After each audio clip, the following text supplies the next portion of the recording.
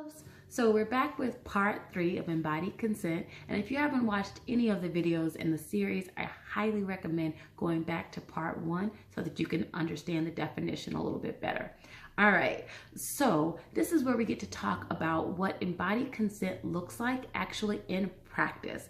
So with our friends and our family members, hopefully we have a little bit of space to take a moment to think about whether or not we can say yes to something or whether or not we want to say no to something, and really notice the sensations in our bodies. You know, so that looks like when someone says, hey, do you want to go to the street fest happening this Saturday? Sitting back for a moment and thinking, yeah, I think I would like to do that. Yes, sign me up.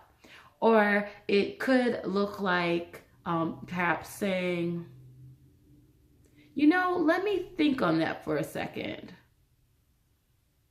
And maybe asking follow-up questions if needed, or simply just taking a few moments to step back, be with your thoughts, and then give them an answer. Now, some friends might be a little bit impatient around this, especially at first, and uncertain as to what you are doing. So feel free to share this video with them so they better understand what it is that embodied consent is all about. But yeah, that's the basic idea there. And again, hopefully you have folks around you who support you in taking the time that you need to figure out these decisions.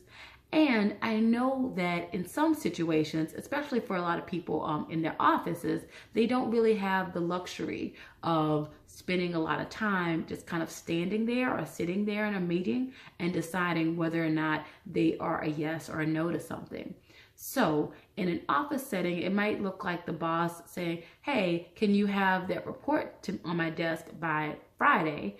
And you responding with a yes or a no as you feel like it's probably possible in the moment, and then following up at a later time. You know, so as soon as you have more information, or as soon as you're able to really sit with it for yourself, or perhaps, you know, looking into your body and figuring it out, then giving a more honest and authentic answer. So then taking that time and say, hey, actually, I feel like I have a little bit too much work on my plate this week. I can only finish that by Friday if I get some additional support, or I can only finish that by Friday if I am able to postpone the deadline or push back the deadline for this particular activity. Whatever the case may be, kind of figuring out some ways that you perhaps can negotiate with your boss could be helpful. And so that's pretty much the idea there. And again, hopefully you can say your yeses and your nos with your boss and with everyone around you.